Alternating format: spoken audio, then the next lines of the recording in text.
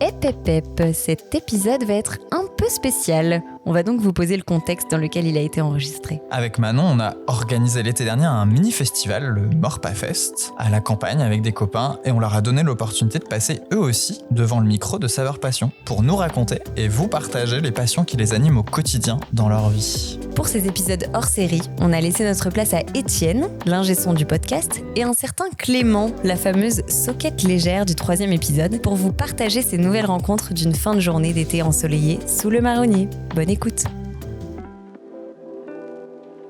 Eh bien, bonjour à tous. Dans ce nouvel épisode hors série de Saveurs Passion, je suis en compagnie de Clément. Bonjour à tous. Et moi-même, c'est vrai que je ne me suis pas présenté parce que d'habitude, vous ne m'entendez pas, je suis à la technique, donc c'est Étienne. Et aujourd'hui, nous sommes à un événement assez particulier qui est le Morpa Fest que nous organisons avec des copains. Et on s'est dit, pourquoi pas faire un Saveurs Passion en live, un Saveurs Passion hors série. On inviterait tous les gens qui sont à ce festival à nous parler de leur passion pendant 10-15 minutes. Maintenant, nous sommes avec Thomas. Et sur ma petite fiche, j'ai ski et vélo de descente. Est-ce que c'est bien ça ? Ouais, c'est pour ça qu'on m'a réquisitionné, en tout cas, que Xavier est venu me chercher. Ok. Ce coup-ci, c'est la soquette boueuse.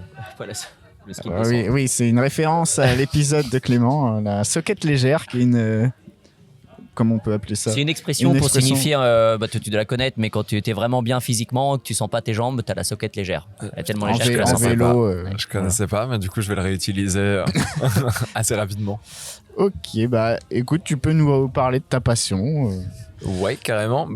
Du coup, depuis tout jeune, moi, c'est pas mal passionné par le ski. À la base, je viens d'Île-de-France, donc en Essonne. Donc, à part Montmartre, il n'y a pas beaucoup de dénivelé dans le coin. Ce que j'allais dire, il faut le chercher, le premier téléski là, dans l'Essonne. Ouais. Et je pense que, comme plusieurs trucs dans ma vie, c'est... la frustration de pas pouvoir en avoir fait assez qui m'a amené en fait à vouloir encore en faire plus et à rechercher le truc. Et le ski, le fait de pouvoir en faire qu'une semaine par an au mieux, c'est ce qui au final m'a fait me dire après les études je vais aller à Lyon parce que compromis grande ville et à la fois à 1h40 à peu près des premières stations de montagne et du coup voilà, donc ça a aussi jouer sur là où je me situe et mon choix de ville actuelle. Mais du coup, ces sports-là, tu les as découverts à travers les vacances, les loisirs de vacances ? Ouais, tout à fait. Et en famille. Et ça t'a donné le goût d'envie de performer, de pousser plus loin et d'en pratiquer plus souvent ? Ouais, c'est ça. En fait... Ouais, vraiment, je pense que c'est des sports. Tout ce qui est sport à sensation, moi j'aime beaucoup. Donc c'est... des sports que je regarde énormément depuis tout jeune. Donc il y a le ski, il y a le VTT de descente, mais on peut aussi avoir de la motocross, etc. Et c'est aussi par exemple dans ces sports-là où ça m'a amené à faire du parachutisme parce que je cherchais un peu à avoir cette adrénaline. Mais le ski et le vélo de descente, c'est ce qui reste le plus accessible quand même pour moi au quotidien. Donc c'est un petit peu là où j'ai jeté ma passion. Mais ouais, c'est arrivé par le loisir, l'activité familiale et puis le fait de voir que c'était des choses dans lesquelles j'étais quand même assez à l'aise et plutôt bon, ça m'a donné envie de continuer. Et puis assez rapidement, c'est aussi quelque chose de social entre guillemets parce que c'est l'occasion de faire des vacances avec les gens, c'est des bons moments et puis le fait que je puisse connaître très bien quelques stations, ça me permet d'emmener des gens qui aiment bien skier mais voilà, qui n'en ont pas l'occasion non plus d'en faire énormément. Dans des endroits où ils seraient pas forcément allés et de leur faire découvrir un petit peu moi ma vision et ma manière de skier. Qui est peut-être un peu différente de celle qu'on peut avoir quand sur quel aspect par exemple déjà le fait de pouvoir skier hors saison touristique. Okay. Il y a quand même un kiff qui est pas comparable à celui de finir une piste bleue, rouge, bondée et d'arriver et de faire 20-30 minutes de queue au télésiège.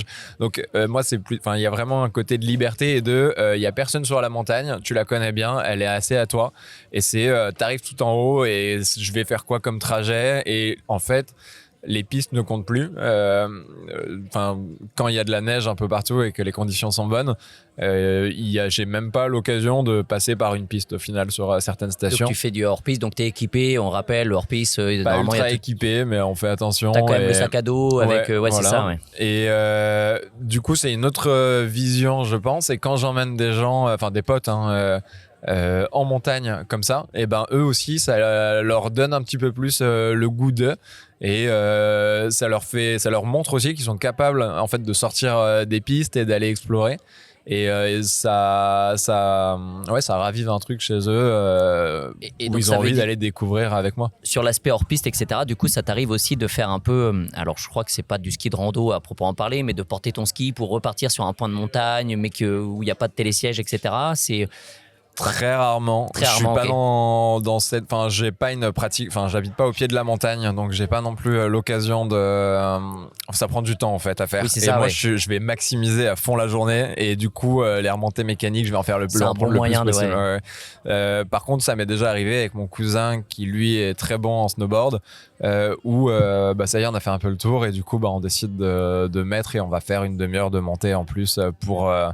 Aller sur une face qu'on avait vue, mais ça reste des choses qui sont accessibles et on n'est pas sur du ski de pentraide ou des choses Oui, très c'est ça. professionnelles qu'on peut voir en vidéo, quoi. Ça reste vraiment plaisir. Il y a une chaîne YouTube qui est intéressante là-dessus qui s'appelle Winter Activity avec Ouais. Michael Bimboes et c'est à chaque fois je suis impressionné sur le temps de marche et les conditions qui s'imposent pour faire une ligne, une trace, être le premier à passer sur la trace et à chaque fois je sais pas si je serais capable de consacrer autant pour être le premier. Ouais, en fait, je pense que là, on est sur des gens qui ont tellement l'habitude de la montagne que ils ont, leur kiff, ça va être d'aller mettre les spatules là où personne les a C'est mises. ça, ouais. Là où nous, quand on est à la montagne, on n'a pas envie forcément de marcher 2 heures, 3 heures avant de faire une piste, une pente. Donc, C'est les fameuses traces quand t'es dans le télésiège et tu te Ouais. dis mais le gars comment il a fait pour partir de là-bas, pourquoi il est passé là. Ouais, exactement.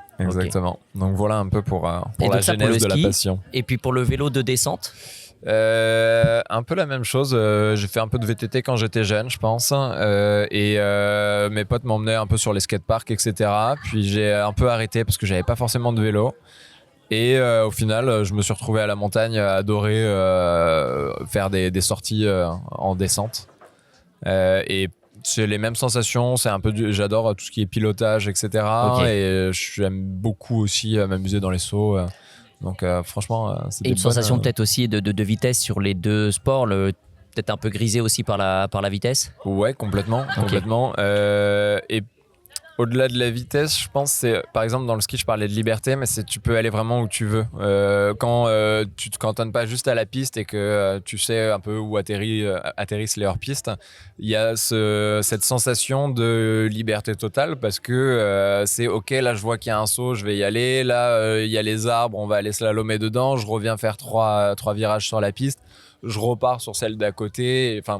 Donc c'est aussi ça qui est ultra bien dans ces sports-là. Et comme avec le vélo, où en fait t'es dans un environnement qui est juste ouf, qui te sort de la ville. Pour moi, c'est des moments de déconnexion à fond, parce qu'en plus c'est des sports où il faut être assez concentré selon ce qu'on fait. Et du coup, tu penses qu'à ça, donc tu es dans une bulle vraiment. Tu fais une pause sur le reste parce qu'il faut tellement être focus sur ce qui se passe sur l'instant que le reste disparaît le Ouais, temps de la descente c'est ça. et de l'adrénaline. Ok. C'est comme ça peut être ce que procure la course à pied pour certains, la méditation pour d'autres. C'est vraiment ça te. Oui, chacun a ses écueils où ils vont se réfugier, Ouais. ils vont avoir ça. Ouais. Ouais, exactement. Ok. Donc voilà. Et puis ce qui est intéressant dans ces sports et ce qui moi me tient aussi, c'est la notion de progression. Mais ça, je le retrouve aussi en course à pied. On le retrouve partout.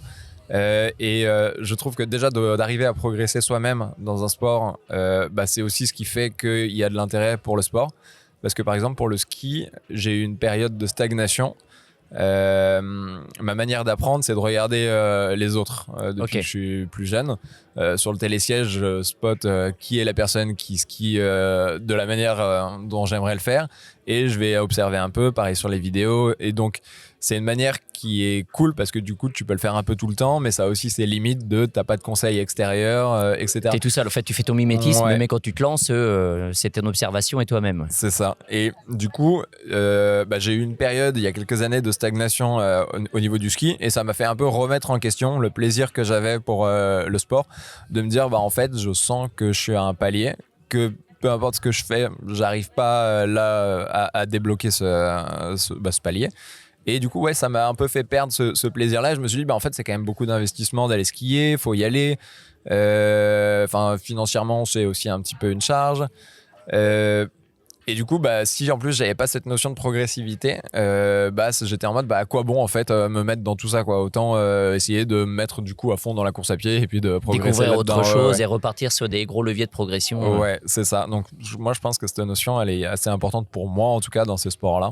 Et c'est la même chose pour le vélo je pense. Et du coup, alors je vais poser peut-être une question basique, mais est-ce que tu n'es pas plus passionné par la progression et le fait d'apprendre que par les sports en eux-mêmes? Est-ce que vu que tu parles de la course à pied, j'ai l'impression que du coup tu te lances aussi un peu sur ce sport? Ouais, un tout petit peu. Je pense que dans tout ce qu'on fait, en tout cas avec ma vision, la notion de progression, elle va être liée à la sensation de plaisir. Quelqu'un qui court et qui n'arrive pas à progresser, ça va vite le faire chier. Versus si tu vois que tu es 3 fois moins fatigué que dans ta sortie d'avant, ça va te motiver à en faire plus. Et puis voilà quoi. Donc je pense que oui, il y a une notion comme ça, mais c'est vraiment VTT et ski. Okay. Je suis assez à l'aise dedans et du coup... je pense qu'au fil des années, aussi quand les gens, tu parles avec eux, que en fait, ça devient aussi une petite partie de ton identité. C'est aussi tu vas qui être, tu es. ouais, voilà, tu vas être rattaché à ça, etc. Et que tu le veuilles ou non, en fait, t'as cette petite association qui se fait et qui fait partie de toi, je crois, à un moment. Donc vraiment, moi maintenant, tu parles à des amis, à des collègues, etc. Je vais être assez indissociable du ski pour eux et il y a aussi donc c'est que ça soit des sports, des métiers, des choses où tu es bon et où du coup c'est un environnement dans lequel tu te plais parce que tu peux aussi ramener des gens, tu es à l'aise, tu comprends un petit peu comment ça fonctionne. Tu es fier de partager, d'apprendre, de transmettre, etc. aussi. À fond, donc la transmission, ouais, elle est hyper importante. Et du coup, alors en vélo de descente, c'est un peu compliqué de transmettre parce que c'est un sport qui est moins accessible. Et puis il suffit de faire une mauvaise chute alors que t'es à 5 km/h et t'as vite une épaule démise. Voilà, donc c'est un peu plus compliqué. Mais par contre, le ski, beaucoup de gens ont déjà quelques bases et puis les progressions sont plus faciles à avoir sur des pistes vertes, bleues. Et du coup, c'est assez agréable de pouvoir emmener tout le monde. Là, de toute façon, la recommandation pour les gens qui n'en ont jamais fait ou très peu, c'est que pour prendre du plaisir, il va falloir passer par des cours particuliers avec des monos, des pros, au moins 2 cours pour avoir les bonnes bases et ensuite se faire plaisir en sécurité et pouvoir progresser sur les bases qu'ils ont donné à travailler. L'erreur, moi, que je vois dans les gens qui vont skier dans mon entourage et qui n'ont pas forcément de niveau ou qui ont envie de progresser, ils ont la motive, mais peut-être pas le bagage technique, en fait, ils vont plus se faire peur qu'autre chose, justement. Et ça va être dangereux pour eux, mais aussi pour les gens sur les pistes. Donc ouais, c'est pas hyper recommandé. Mais effectivement, c'est très chouette, mais peut-être passer par la case moniteur de ski en premier lieu. Mais si on élargit, franchement, la montagne, l'hiver avec la neige, c'est incroyablement beau. Et ça change au fait de la montagne qu'on a l'été, qu'on peut facilement accessible, randonnée, etc. Donc si vous avez l'occasion dans votre vie, parce que ça peut avoir un coût, mais aller découvrir la montagne sans faire de ski, forcément, tu peux avoir les sorties raquettes, mais avoir la montagne avec la neige, le paysage est totalement différent et il y a une sorte de féerie, c'est assez cool. Ouais, complètement. Ça rejoint en milieu de journée, prendre ton sandwich avec un super panorama en haut de la montagne, et puis c'est assez chouette. Dommage que vous nous quittiez, alors que ça commençait à devenir passionnant. Oui,